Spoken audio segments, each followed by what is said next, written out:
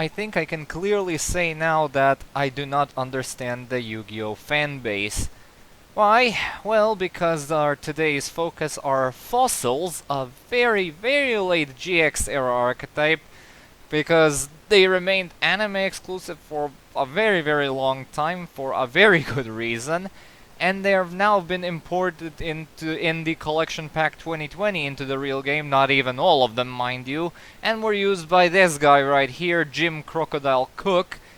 And yeah, this archetype is pretty damn terrible, and not to mention that Yu-Gi-Oh! Everything said, and I quote, he was quite stunned to learn that this archetype was not printed into the game earlier. Like, I'm sorry, how can you stand to look at these abominations without even feeling at least one of the 3 billion possible migraines all at once?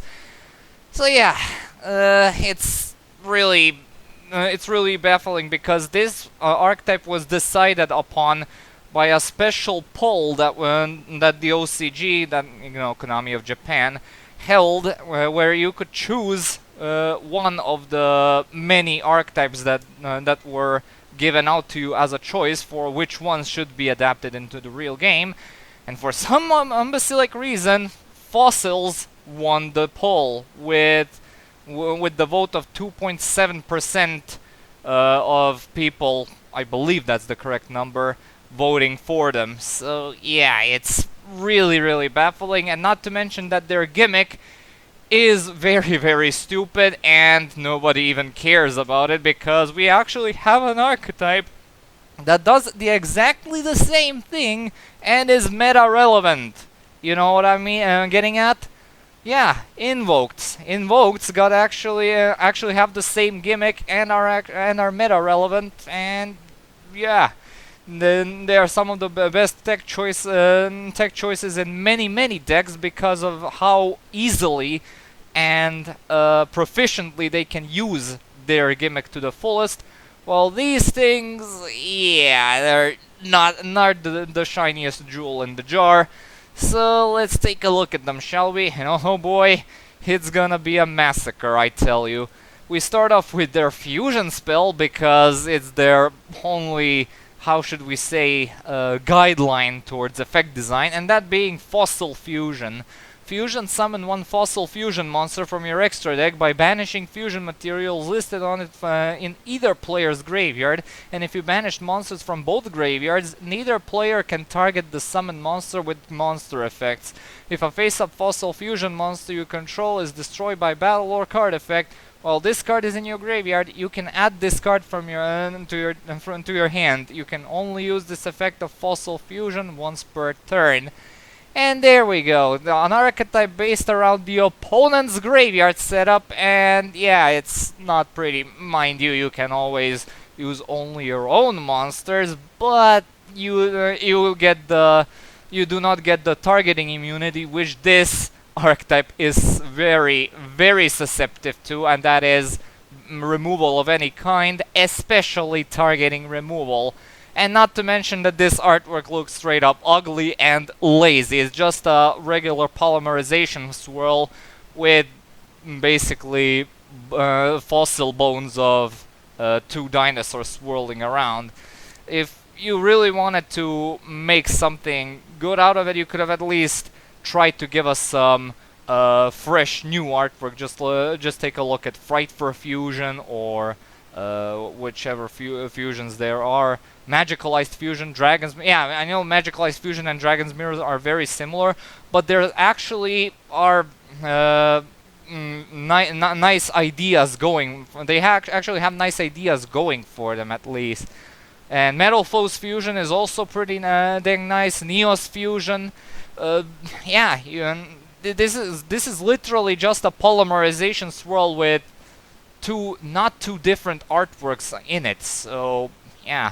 But anyway, the artwork does not matter ultimately. This effect is pretty dang standard for this archetype. The graveyard recovery is tolerable, but yeah, your monsters are not going to be getting destroyed by battle all that often, even though they're very much susceptible to any kind of battle destruction. But yeah, it's there, and you might want to make the best out of it, so you should always run 3, along with basically lots of fusion searchers, because the archetype lives and die by the fusion summon. Anyway, now let's go on to this properly with their monster lineup. First of which we have a very old card, which was a thing way before the archetype was even conceived. And I actually took it as a good sign, because they actually adapted what needed to be adapted in the first place, while leaving the rest of the garbage in the garbage pile. And that is Fossil Dinah Pachycephalo, or Pachycephalo, however you want to call her. Anyway, if this card is flipped face up, okay, destroy all special summon monsters on the field, and this effect is not that terrible, but I wish it were more like Jojen the Spiritualist, which is a much better card in that regard. Also, this card has a second effect, which blocks either player from special summoning monsters, and this is the effect which basically makes this thing a massive staple in anti-meta decks, because this is one of the only low-level monsters which prevents special summoning of any kind, the other being, of course, the aforementioned Jojen the Spiritualist. And yeah, this would have actually been a fantastic target for last turn's effect if it came out during that time. But yeah, Jojen the Spiritualist had to have settled because, well, it was the only monster available for that sort of purpose. But yeah, I see this. This is in the same way better and worse than Jojen the Spiritualist. It's better because of higher stats, and because Jojen the Spiritualist has a very poor attack value and defense points are not that big of a deal.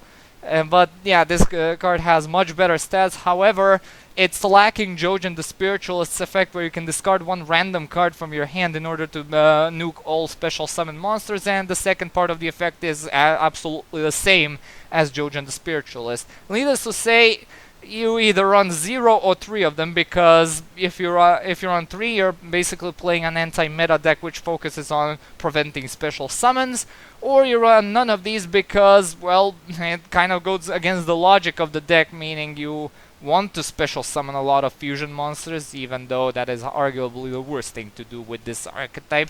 But yeah, anyway, you decide. You either play 3 of these or 0 of these based on your deck building preferences.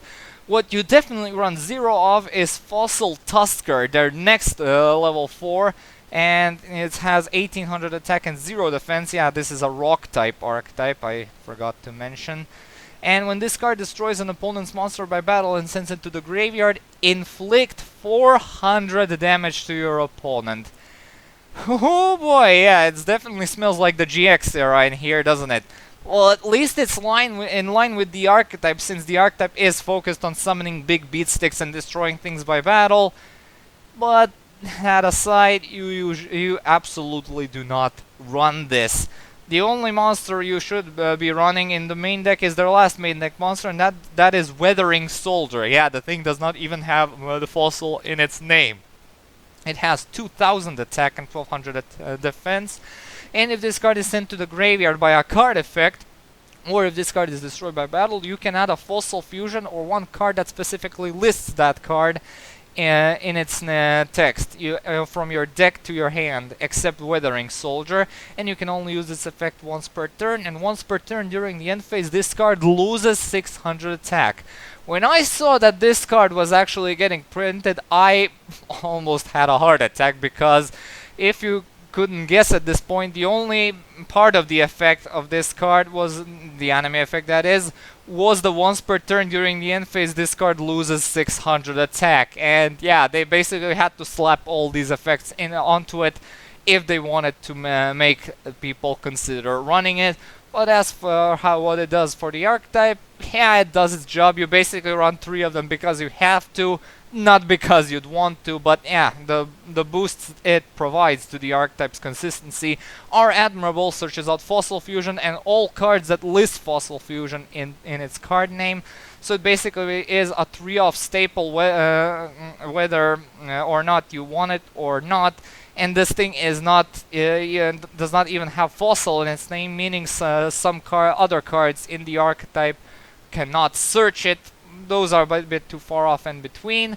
So yeah, Pachycephalo and Weathering Soldier are the best main deck of lineup the archetype has to offer. Oh boy, now we move on to the fusion monsters, first of which we have Fossil Warrior Skullbone. It's a level 4 fusion monster with 2000 attack and 800 defense, requires a rock monster and a level 4 or lower monster as material, and must be first be special summoned with Fossil Fusion, and this effect is shared among all of their fusion monsters, so I'll stop elaborating from now on. And this card can make a second attack on a monster during each battle phase. You can banish this card from your graveyard to add one Timestream from your deck to your hand. You can only use this effect of Fossil Warrior Skullbone once per turn. We'll get to that Timestream later on, but yeah, this card can attack twice, but only on monsters, and it's not even a type of attack which allows it to attack one more time when it destroys something. No, it's just 2 attacks, and that's just all you're getting. And it is not bad. It's a 2000 attack level 4 beatstick, which is nice, but it's not something you'd want to clog up your extra deck space with, unless you're building your deck around Timestream, but we'll get to that. Anyway, you essentially run this out of preference. Next up we have something slightly better, but not that amazing as well. Fossil Dragon Skullgar is a level 4 with 2500 attack, sweet Jesus, and 0 defense. It has the same summoning condition as Skullbone, but it strictly has to be in your opponent's graveyard this time around, meaning Fossil Fusion has to will give it the targeting protection, which is alright. Anyway, if this card attacks a defense position monster, it can inflict piercing damage, and if you can banish this card from your graveyard in order to add a Fossil Fusion from your deck to your hand, and you can only use this effect once per turn. Yeah, level 4, which with this much attack that can inflict piercing damage, is tolerable, but again, it's still a level 4 which whose only effect is that you can inflict piercing damage while on the field, while the graveyard effect is a typical fusion searching effect. And yeah, you usually have the Predaplant engine to do that for you, so it's kind of unnecessary. But yeah, this one is a bit more trickier to summon since it specifically requires the monster in your opponent's graveyard in order to do stuff. But yeah, again, better than Skullbone, but not by much. Next up we have, we climb up the ladder of the levels a bit higher with our only level 6 this time around, Fossil Warrior Skull Knight. This one requires a rock monster and a level 5 or 6 monster in order to be summoned. And if this card attacks a defense position monster, once again you can inflict piercing damage. And when this card destroys a monster by battle, you can activate this effect. It can make a second attack in a row. And you can manage this card from your graveyard and target one monster on the field, destroy it. And you can only use this effect once per turn. Now there we go, that's a monster worth playing over Skullbone. However, the problem is that it's all very specific to summon, as it requires a monster of 2 very specific levels in order to be summoned. But we'll get to a support card, which actually is makes this thing a bit easier to summon. But it's, again, you have to ask yourself, is it really worth it for only one monster, which has okay stats for a level 6 monster? But yeah, if you want to summon it the old-fashioned way, and of course by old-fashioned way I mean fossil fusioning it from either graveyard, yeah, you're going to be summoning this thing a bit easier if you use your own monsters instead of your opponent's monsters, because yeah, again, it's a thing you run by preference again. Now moving on to their higher levels, the level 8s, first of which we have Fossil Warrior Skull King. This is a level 8 which requires a rock monster and a level 7 or higher monster in order to be summoned. And this card can make a second attack during each battle phase, and if this card attacks a defense position monster, inflict piercing damage, and during your opponent's turn, quick effect, you can target a monster in your opponent's graveyard, discard one card, and if you do, special summon the target to your field. And you can only use this effect of Fossil Warrior Skull King once per turn. Again, it's a fine effect, but the fact that it's a bit difficult to summon, as it requires a level 7 or higher monster in order to summon, As we see, the archetype does not have any level 7 or higher monsters, even level 5s and 6s, in the main deck, so you're most likely going to rely on generic rock support such as Block Dragon in order to be summoning this thing by using your own monsters, or pray to God that the opponent is using high level monsters in order to get the most out of Fossil Fusion. The revival effect on your opponent's monsters to your side of the field is actually pretty neat, and it allows you to actually be a decent play extension tool. But yeah, you can also destroy something and then revive it if you want the effect to yourselves. It does not ignore summoning conditions, so you have to be careful with what you choose. You're usually going to be summoning something with of an engine you do not need, so you won't be getting all the possible benefits from it. So yeah, again, if you can afford to make it, then I'd say run it at all times. And the final card of the archetype is Fossil Dragon Skull Gios, or Skull Gios, anyway, I don't know. It has 3500 attack and 0 defense, requires a rock monster and a level 7 or higher monster in your opponent's graveyard. Good lord, I hate this summoning condition. And must first be special summoned with Fossil Fusion. Why am I elaborating this? Yeah, it's obvious. Before damage calculation, if this card battles an opponent's monster, you can switch the current attack and defense of that opponent's monster until the end of the damage step. And if this card attacks a defense position monster, inflict piercing damage. And if this fusion summoned card battles an opponent's monster, inflict double battle damage to your opponent. Isn't it a sad state of affairs when something this ungodly specific is a straight upgrade over Blue Eyes Chaos Max Dragon? Yeah, sad, I know. But the problem lies in the fact, yeah, this thing can even get over a Blue Eyes Chaos Max Dragon and pump it with 7000 damage, which is absolutely ridiculous. But in any other case, yeah, you get the point. Because not only is this thing super difficult to summon, but the time you actually manage to summon it, the opponent will have a ton of floodgates ready to dispose of this thing in the most anticlimactic way as possible. Even though that it requires a level 7 or higher monster in your opponent's graveyard, meaning it will be immune to targeting. But the floodgates that will be used to dispose of it do not target, and not to mention some very generic and much easy to summon cards such as Crystal Wing Synchro Dragon can easily dispose of this thing. And yeah, I won't go any more into it because, yeah, if you can afford to make it, then I'd say absolutely it's the definitive boss monster of the archetype. The boss monster being, of course, in triple quotation marks. Alright, now moving on to their spell and trap support, first of which we have Miracle Rupture. Send one level 4 or lower rock monster from your deck to your graveyard, and if Fossil Fusion is in your graveyard, you get to draw one card, and you can only activate one Miracle Rupture per turn.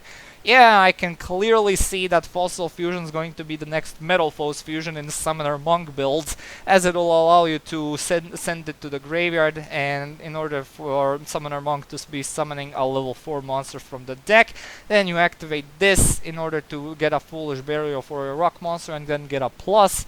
So yeah, in dedicated rock builds, if you happen to be running Summoner Monk along with Fossil Fusion, this is a godsend and an absolute 3 out of 3, as it is a 3 out of 3 in this archetype. And if you thought we're getting to the good stuff when we talk about Miracle Rupture and in the spell and trap support, Specimen Inspection drags us into the wonderland of bad design. Reveal one Fossil Fusion in your hand, send one monster from your hand to the graveyard, and if you do, declare one type and level, and your opponent looks at their hand and deck and sends one monster of the declared type and level to the graveyard, and if there is any, and you can only activate one Specimen Inspection per turn. Well, this is new, a card that requires a very specific card to be in your hand in order to help out with your opponent's graveyard setup. How specific can we finally get? Anyway, how wonderful is this? yeah, you basically help your opponents set up their graveyard as with the right setup. The opponent can send literally anything you tell him to the graveyard, which will most likely help him out and furthering his own plays and disrupting your own plays. Not to mention that you have to send one monster from your hand to the graveyard in order to activate this effect. Yeah, I know what this card is supposed to be doing. It's supposed to set up the play for Fossil Fusion, but yeah, you're most likely going to give your opponent the first chance to pummel you into the ground or to make a comeback if you're somehow winning with this deck, which I sincerely am sure that it is not the case. But yeah, at least I can give him the compliment that it allows you to send any monster from your hand to the graveyard in order to activate this effect. But yeah, I'm not sure. Run it if you really feel like it, but otherwise I would absolutely not recommend it. Anyway, next up we have their final spell card, Timestream, which was mentioned by Fossil Warrior Skullbone. It allows you to target a Fossil Fusion monster you control, tribute it, and if you do, special summon from your extra deck one Fossil Fusion monster whose original level is 2 higher than that monster. This special summon is treated as a special summon with Fossil Fusion. During your main phase, except the turn this card was sent to the graveyard, you can banish this card and one Fossil Fusion monster from your graveyard, then target one Fossil Fusion monster in your graveyard, special summon it. This is the only consistent way you'll be summoning stuff like Skull King and Skull Geos, but it'll rely on you running Skull Knight in your extra deck and then tributing him. And yeah, you can always circumvent stuff by running multiples of Skullbone and Skullgar, but yeah, that also relies you'll have to be running multiples. It's searchable by Weathering Soldier and by Skullbone, whose Skullbone's effect is actually a graveyard effect, which makes it a bit flimsy. But yeah, if you really want to go for their bigger boss monsters, Skull Geos especially, this is a must-have and a 3-off staple. And fun fact, in the anime you had to pay half your life points in order to activate this effect. How lovely, really.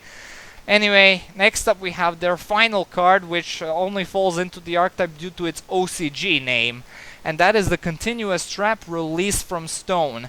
And the effect is that it's a Call of the Haunted for your banished rock-type monsters. It allows you to select a banished rock-type monster and special summon it, and when this card is removed from the field, destroy that monster, and vice versa.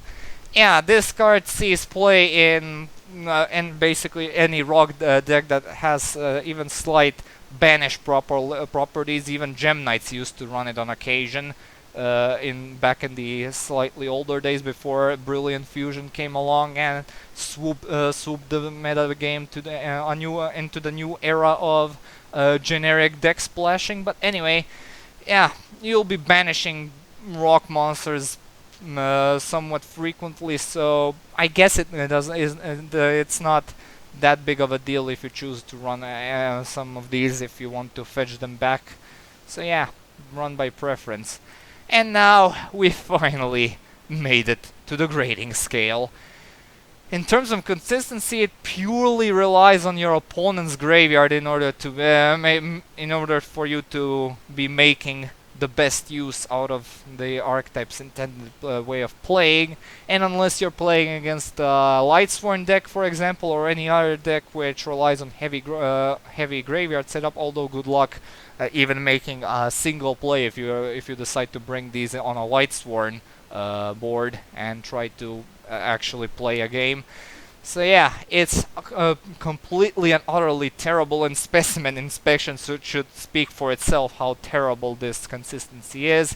So anything more than 1 out of 3 is completely unjustified. In terms of power, Skull Geos can actually be a very potent OTK machine, especially with Master Rule 5 incoming. But the fact is that he is nearly impossible to summon in this deck unless we make some unless we actually go for the Timestream build, which again has a few downsides in its own, since it's a very specific, barely searchable card. So yeah, the potential is there, and and the Skull Geos is actually a one card, one out to Blue Eyes Chaos Max Dragon if you for some reason cannot afford Crystal Wing Synchro Dragon, which is an arguably better choice. I have to give them some slack and give them a 2 out of 3 in terms of power. Comeback ability is barely there. Once you shut them down, they ain't coming back at all. 1 out of 3.